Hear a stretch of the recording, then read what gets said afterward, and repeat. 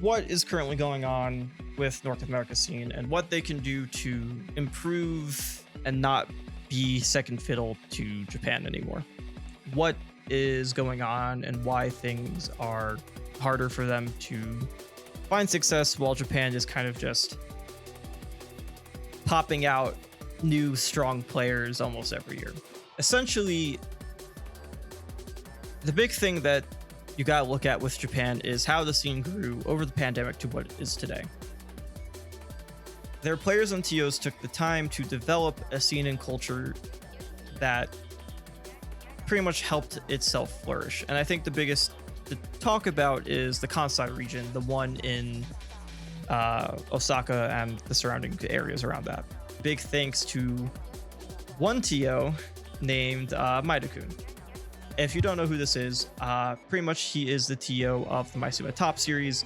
He is also the TO of I don't remember the names of the Maisuma weeklies, but essentially he is the head TO of Kansai, outside of the Sumabato series. I don't think he has anything to do with those. Essentially, between putting together a consistent weekly, Maisuma Hit, thank you, SCG. Between putting together Maisuma Hit, a consistent weekly, creating invitationals around those who did well at those weeklies, and inviting new players to said invitational to get them more acquainted to competing. Pretty much what happened with Aqua's first tournament offline. Raising those up-and-coming talent in those kind of environments, and then for a while was doing a major almost like every 2 months with Maisuma Top. So he was getting not just all of Kansai's talent together, but also sometimes international talent and sometimes talent from Tokyo over. So between all of that, he built a system and a culture internally around this scene. Oh, and I almost forgot the Japan 24 series. So another invitational on top of that for the best players showing up. He pretty much built up a system that helped raise these players and pretty much cultivated why we have Aqua and Mia and Sararu and Snow and all these other players from this region winning tournaments. He cultivated an environment where those players were able to improve and had these players coming out consistently because they were given the resources to do so or were encouraged to do so, loved their time, and kept coming back. He is genuinely the reason why West Japan is as good as it is today. But then on the other side of East Japan, they built up something insane, which was Kagaribi. Kagaribi was pretty much the series that came out of the ashes of the pandemic. I think there was 1 or 2 maybe before the pandemic hit and they had to stop doing offline events.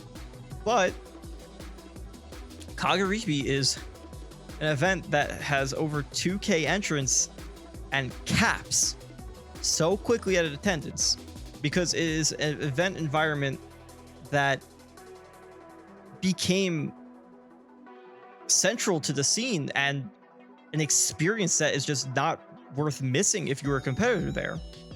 They built up their internal region and made things accessible and opportunities to grow and had top players show up, and add that all together and now you're here where Japan is a dominant scene because they took the time and resources to build up.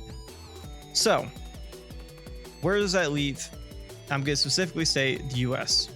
The US used to be the king of the crop. They were the defining scene for so long for the modern Smash titles from Brawl onward, and now they're not.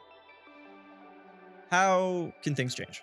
If you take a look back to any earlier segment of Smash's history, you'll notice that it was never the USA is the dominant scene.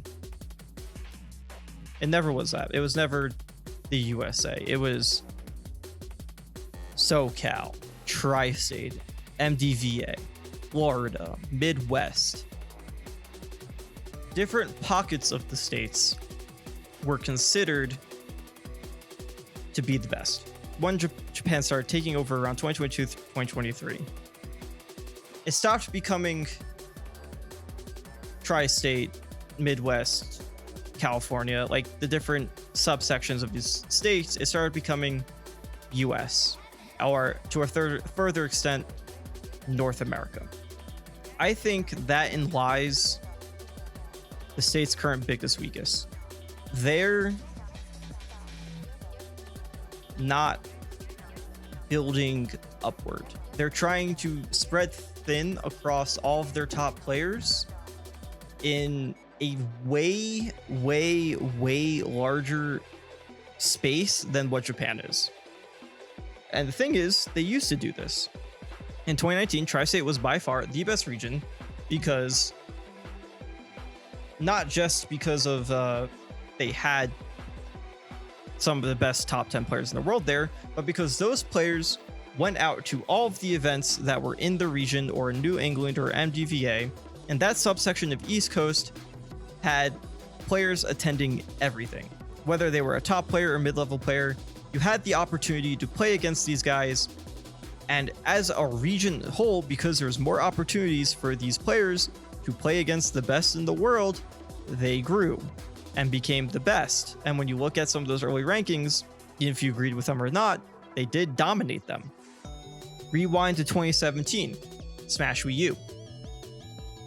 There's a little known thing called the 2GG Circuit.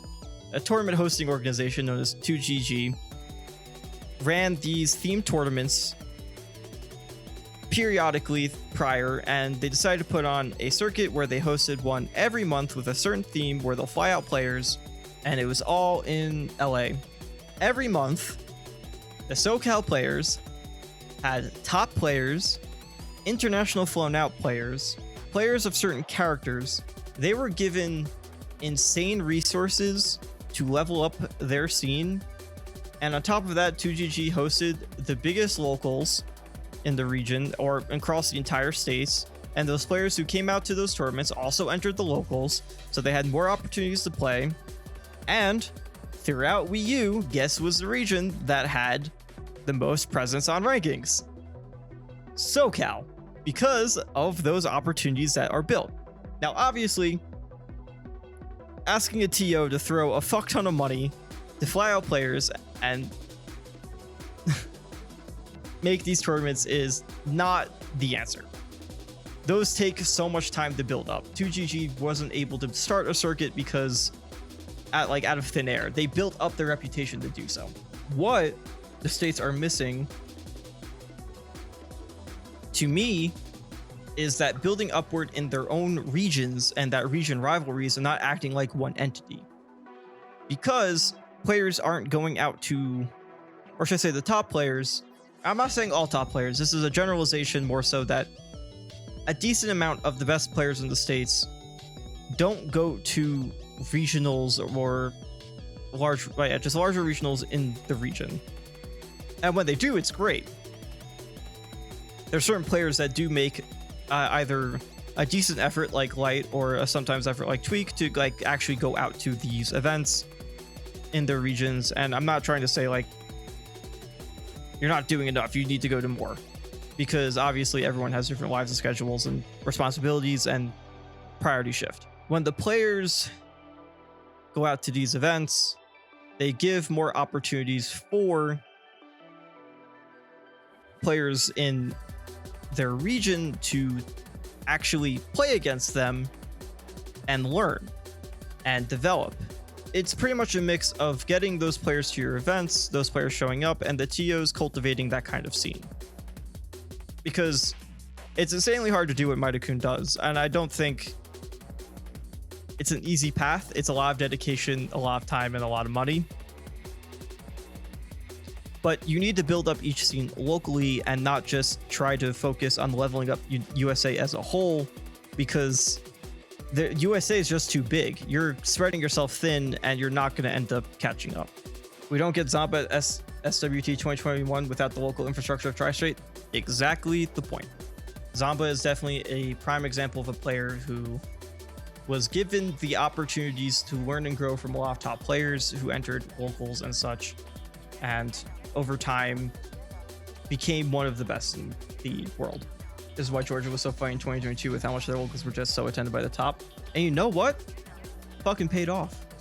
Because guess who is making waves as top 100 players who weren't before? Even though that like Cola and Wrath and DD and Fatality when he was a top player aren't as frequent anymore in terms of being at those locals. You still have players like Omega and Jazzo who were given that environment to level up, and now they're actual top 100 threats, taking wins off of pretty big names. Another player actually I want to point out who got a lot of opportunity to grow from their scene is Syrup. Syrup was given a lot of players who in that region, and between Tweak and Jackal going to a lot of New Jersey events, was able to level up because of those opportunities. And like New Jersey as a scene in general right now, I think is a pretty good example of a scene that's leveling up as a scene and becoming a threat across the rest of the states. Pharaoh's another player who's recently popping off and doing really well. I think it's just you focus on building up that internal by building a culture around improving and utilizing the players to do so.